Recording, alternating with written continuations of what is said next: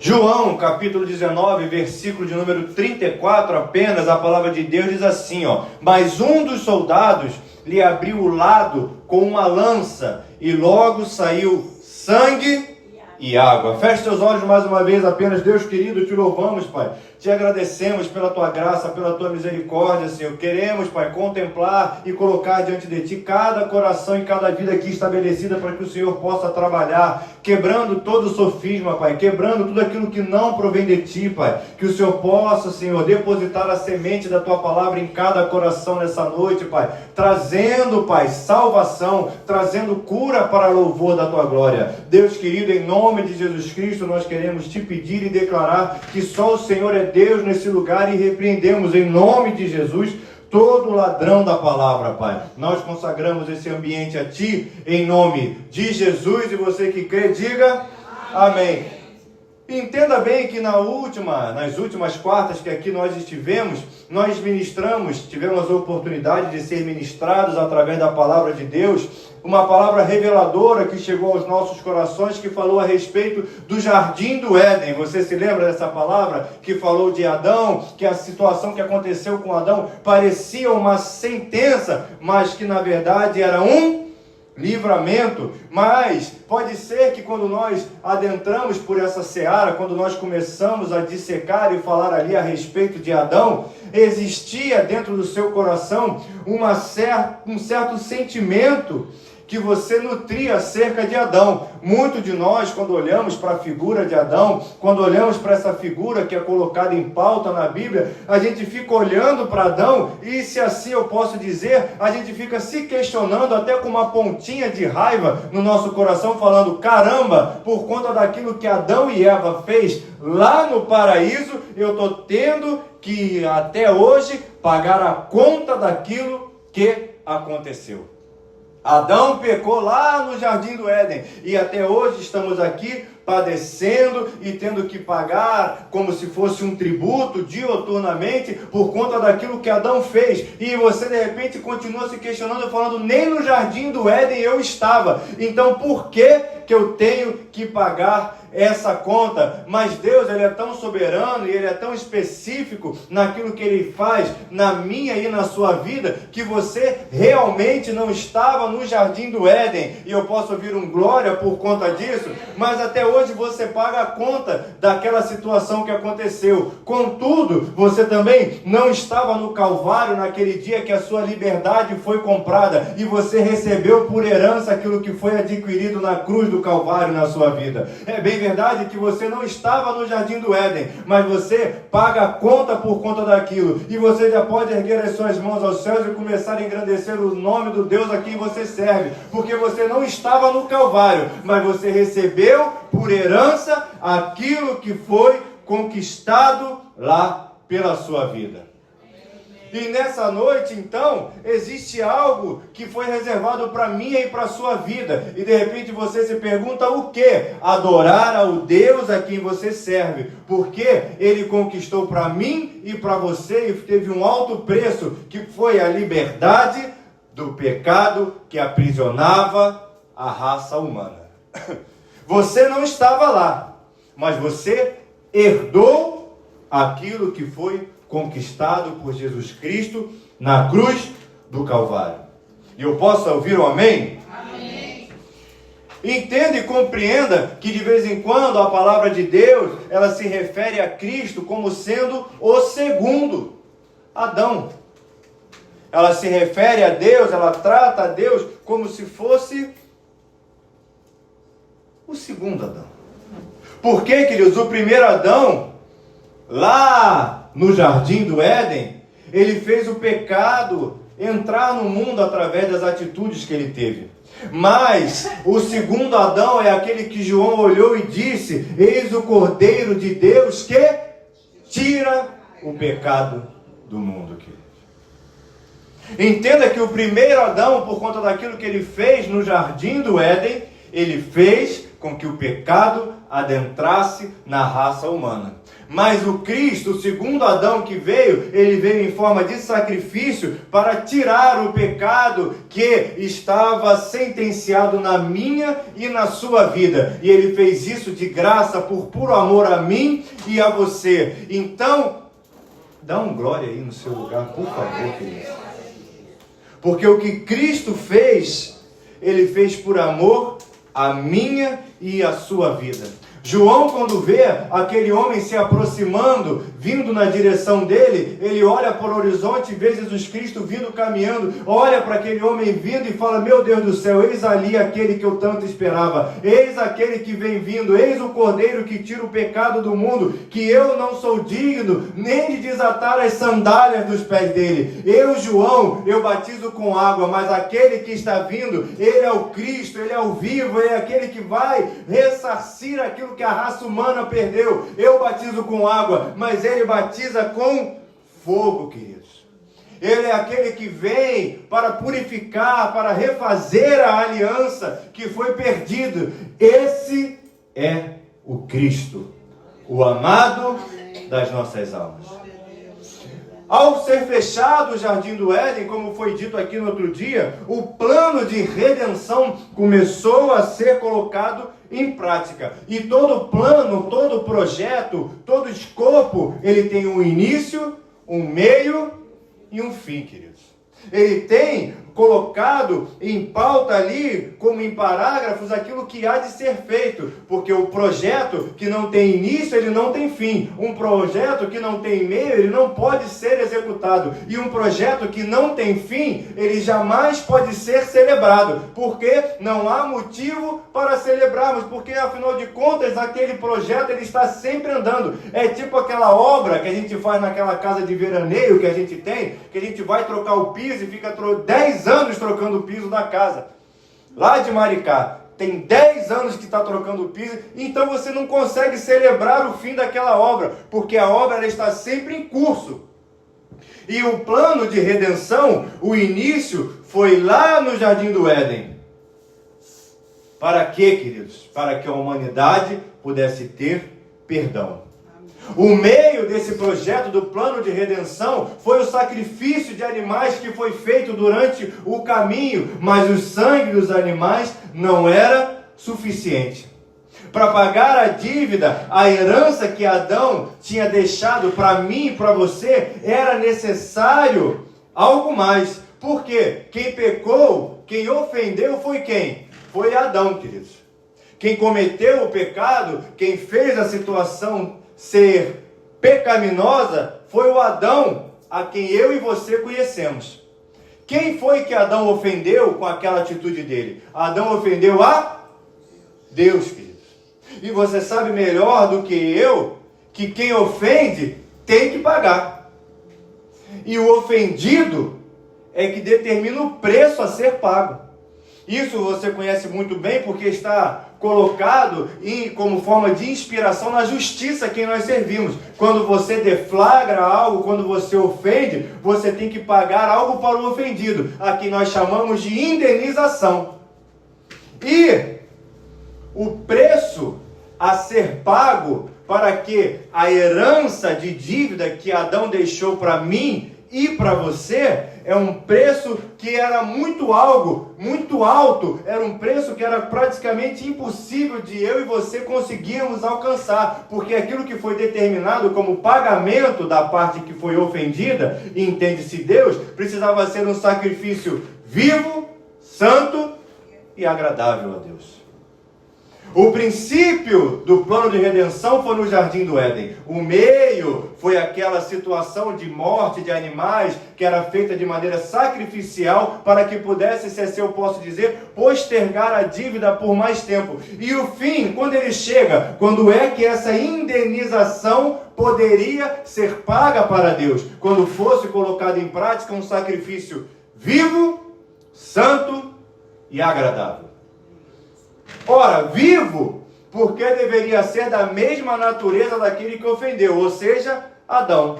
Agradável, pois deveria seguir todos os estatutos e mandamentos, da maneira como aquele sacrifício haveria de ser feito, de acordo com a palavra de Deus. Ora, vivo eu já entendi. Animais são vivos, aqueles animais que eram sacrificados. Sim ou não? Sim. Bom, sacrifício vivo, santo e agradável. O vivo está o animal aqui, então tá bom. Então por que a minha dívida não está sendo paga? Vamos transcorrer mais um pouco. Ora. Agradável eu consigo também fazer, porque eu li o livro aqui de Levítico, eu sei, através de Deuteronômio, de Gênesis, de Êxodo, as explicações de como eu devo matar, de como deve ser a expiação desse animal. Então, agradável eu também consigo fazer. Vivo, ok, agradável eu consigo, mas sacrifício tem que ser santo, vivo e agradável. O santo está difícil.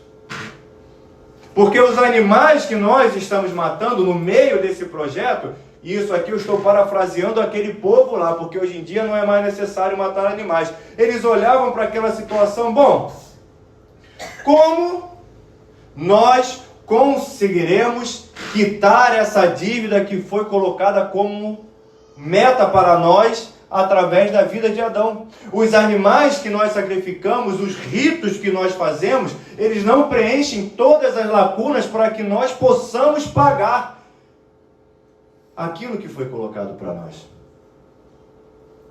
Porque os animais não eram santos.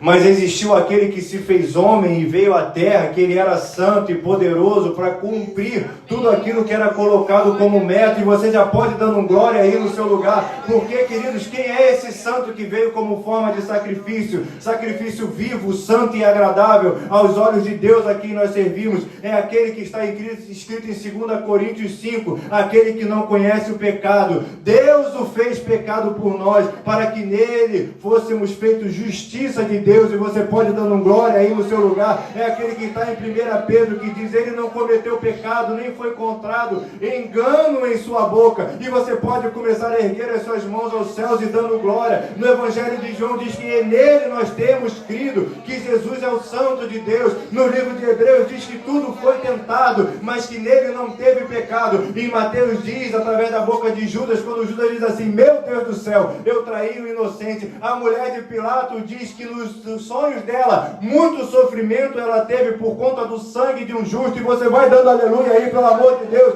Pilatos diz: aquele homem em quem nós estamos entregando é justo. E você pode dando glória. O ladrão da cruz diz: esse que está ao nosso lado, nada ele fez, está sendo crucificado. E você vai dando um aleluia aí no seu lugar. Na cruz do Calvário, o centurião diz, quando perfura: verdadeiramente ele é o Cristo, o Filho de Deus. E no livro de Hebreus, capítulo 10, diz assim: por isso, ao entrar no mundo, Cristo disse, vai dando glória aí, ó: sacrifício e oferta não quiseste, mas preparaste um corpo para mim. Não te agradaste de holocausto e de ofertas pelo pecado. Então quem? O próprio Cristo disse. E você não está dando aleluia aí, porque eis que aqui estou no rolo do livro, está escrito a meu respeito. Estou aqui para fazer, ó Deus, a tua vontade.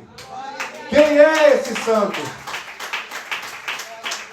O santo é Jesus, o Cristo, o Nazareno. Para que a nossa dívida pudesse ser paga, só existia uma maneira. Era através do sacrifício vivo, santo e agradável de Jesus, o Cristo. E é por isso que nós estamos aqui hoje. Porque o sacrifício santo, vivo e agradável que é o Cristo, ele veio ao nosso encontro. E você ouviu o que eu falei acerca de um centurião, não ouviu?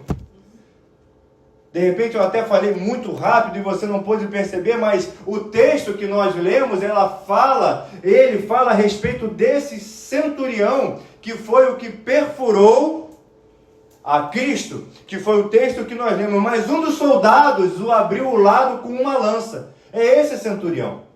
Esse centurião, quando chega ali o momento que Jesus Cristo diz está consumado, O centurião, o soldado, ele recebe uma ordem: olha, tira logo esses corpos daí da cruz, porque amanhã a gente não vai poder fazer nada. Está ouvindo o centurião? Ele falou: eu estou, mas o que eu faço? Ele, encerra logo essa cerimônia, tira esses corpos daí, quebra as pernas desses homens, porque a gente tem que recolher os corpos, porque daqui a pouco vai começar um período aqui no Calvário, vai começar um período aqui na cidade onde nós estamos estabelecidos, que nós não vamos poder fazer mais nada. Então encerra logo esse treco aí. O centurião vai lá e quebra as pernas dos dois ladrões que estão na cruz, e no caso do Jesus, o Cristo a quem nós servimos, ele, ao invés de quebrar as pernas, ele chega no texto que nós lemos.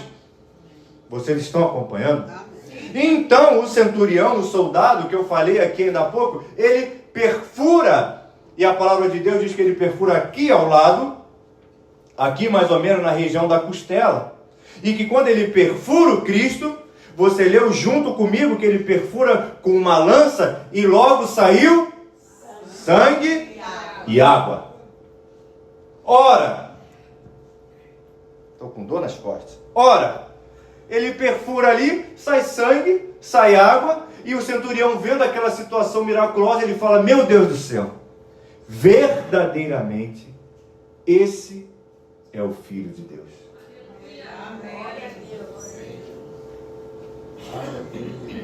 Agora olha para cá um pouco. No livro de Levítico, quando nós passamos ali a ler, no capítulo de número 15, começa ali a descrição daquilo que é impuro para o homem e para a mulher. No capítulo 15 de Levítico, vem ali falando uma série de coisas acerca do que é puro e do que é impuro para o homem e para a mulher. Deus então ele vai falando: olha, vai anotando aí o que eu estou falando. Você ficou curioso para ler Levítico 15? Ficou? Então vai. Eu vou lá também.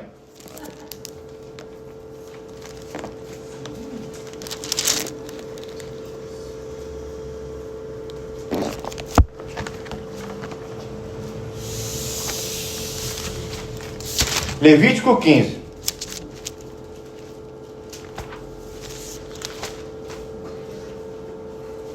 Está escrito o que aí no Levítico 15? É curioso? Você que achou aí? Ahá! Era o que eu estava falando. Então o pastor não está mentindo. Viu, diaconisa Nil? Não estou mentindo.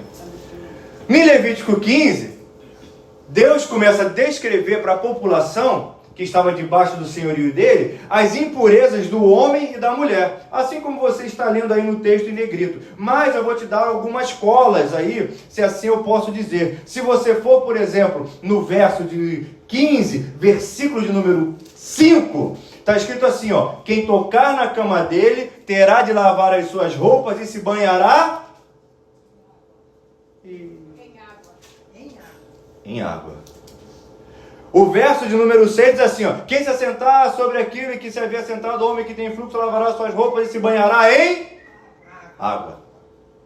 E a palavra de Deus vai falando no verso número 7, lavará as suas roupas e se banhará em água. No verso de número 8 diz que se o homem que tem fluxo e suas roupas se banhará em água. No verso de número 10, eu posso ficar aqui a noite toda, ele vai falando também não sei o que lá, que se banhará em água. Queridos, entenda uma coisa para o meu e para o seu coração. Quando o homem transgride a lei e os estatutos de Deus, é necessário pegar um animal e matá-lo. E o sangue desse animal vai ser a justificativa, ou melhor, era a justificativa para o pecado. Quando o homem e a mulher cometiam atos de impurezas, não era necessário o sangue. Você leu junto comigo. Tinha que se lavar em água. Ou seja, sangue... Oi? Sangue trata pecado. Água trata impureza. Vocês estão acompanhando? Sim ou não? Sim. O centurião, quando fura Jesus Cristo, o que sai dele é e água.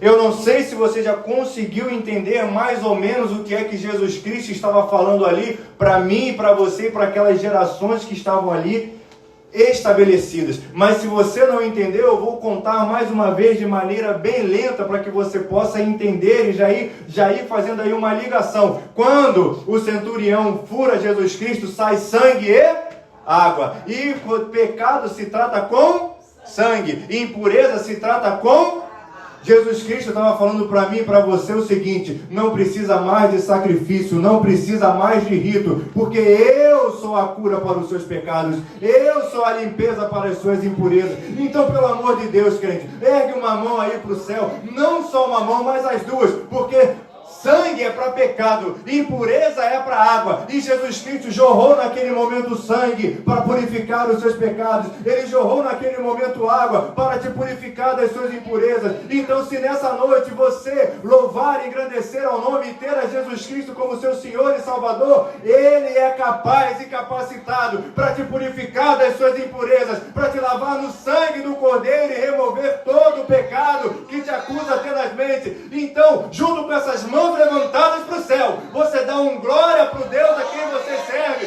porque só Ele te lava e te purifica das impurezas.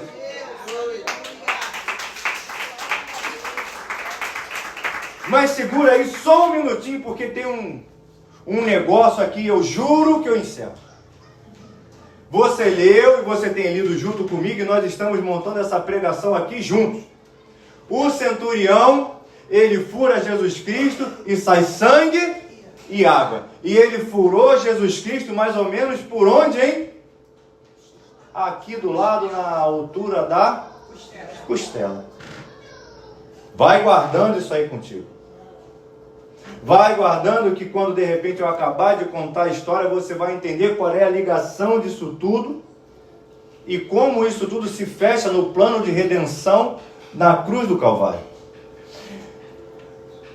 Entenda bem que você conhece a história do Jardim do Éden como a palma da sua mão, porque você já viu a história do Jardim do Éden na televisão, no YouTube, filme da Disney, já viu quando não queria, e você já viu tudo aquilo que acontece no Jardim do Éden. Deus, ele vai naquele momento e forma Adão. Sim ou não? Sim.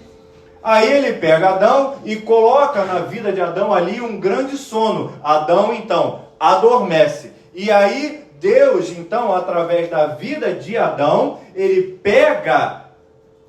O que ele pega mesmo? Uma costela. Então, Deus, naquele momento que Adão adormece, ele pega uma costela e forma Eva.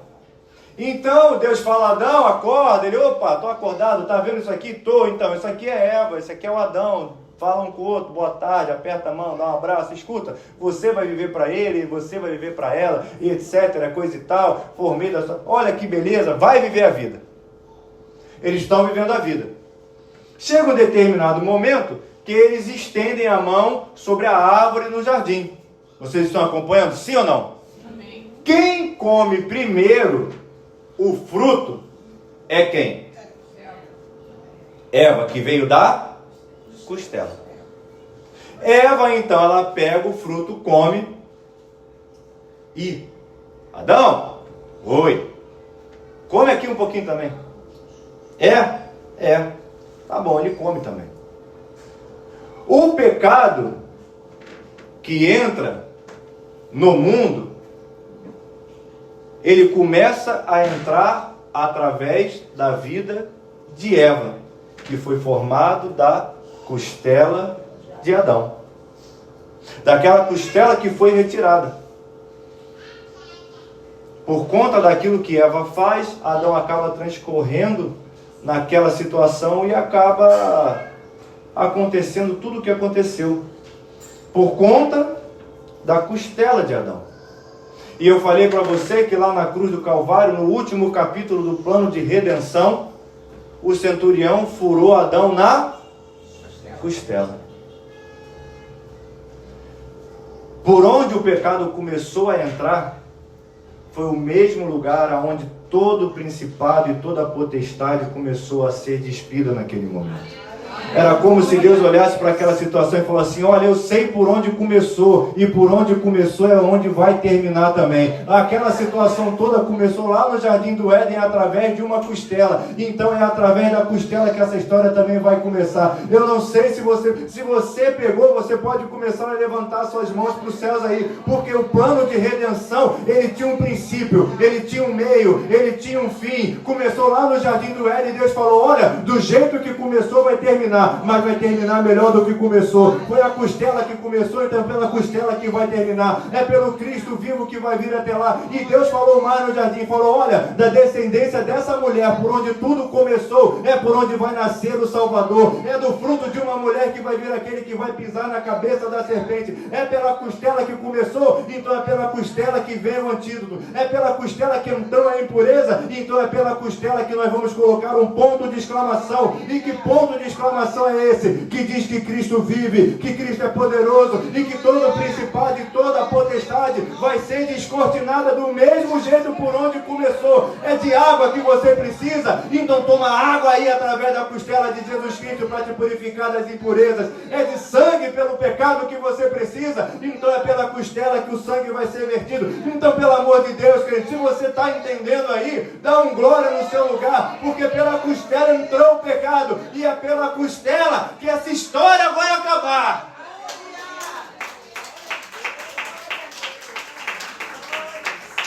O plano de redenção tem princípio, tem meio e tem fim, queridos. E na cruz do Calvário foi colocado um ponto final naquela história que começou no Jardim do Éden. A raça humana estava condenada, então a partir daquele momento não está mais em Cristo Jesus. Eu posso ouvir um glória? Não tem perdão, então através de Cristo Jesus agora tem perdão. Eu não sei se você está entendendo, mas aquele que está entendendo vai glorificando ao Cordeiro, porque absolutamente ninguém que chega na presença de Cristo sai da mesma maneira que chegou. Quem precisa de perdão encontra perdão em Cristo. Quem precisa de purificação encontra purificação em Cristo. Quem precisa de redenção encontra redenção em Cristo. Quem precisa de fogo encontra fogo em Cristo. Então exalta o Cordeiro, que é o sacrifício vivo, santo e agradável, porque Ele se entregou por você e completou o plano da redenção. Ora, então tem princípio, meio e fim. Eu posso ouvir um amém por conta disso? Lá na cruz do Calvário o plano chegou no final. E aí? Acabou a história. Na verdade, quando termina uma história, começa outra. Quando termina um parágrafo, quando termina um livro, outro começa a ser escrito. Se o plano de redenção acabou na cruz do Calvário, ali começou a implementação do reino de Deus para nossas vidas.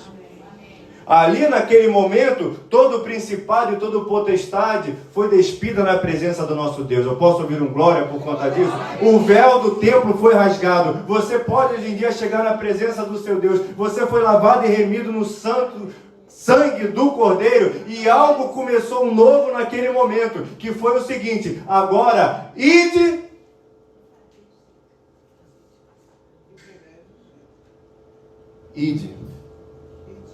porque a redenção já foi estabelecida, querido.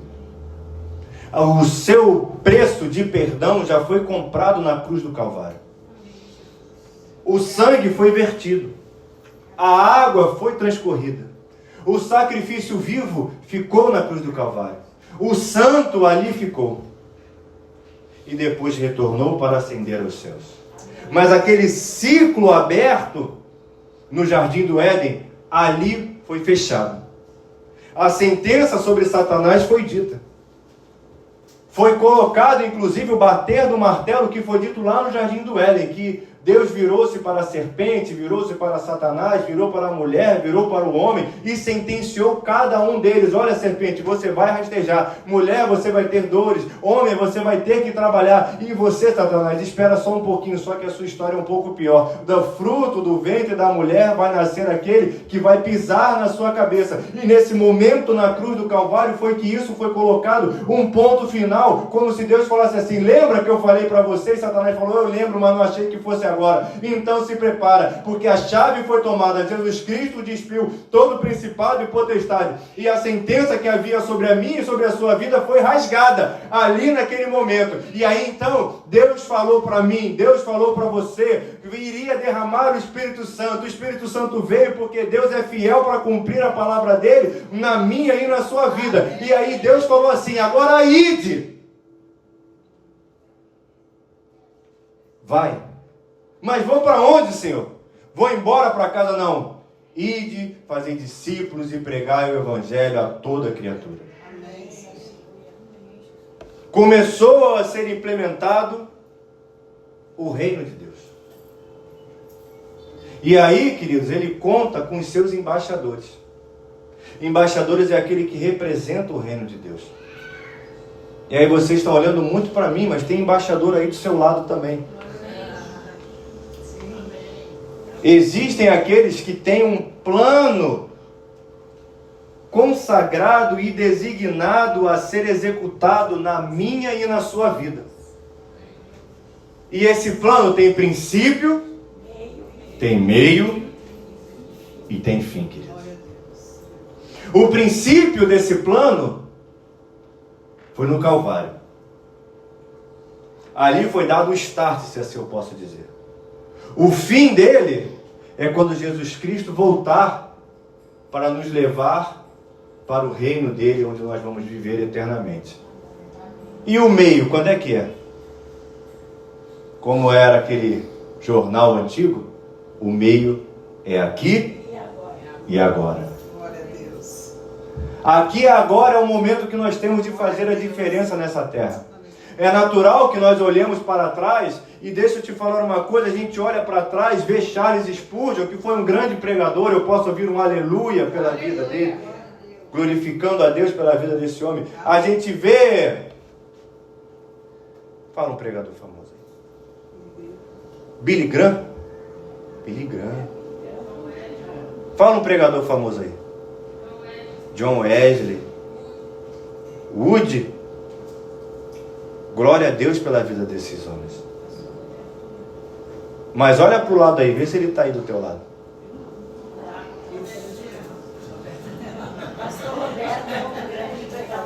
Pastor Roberto.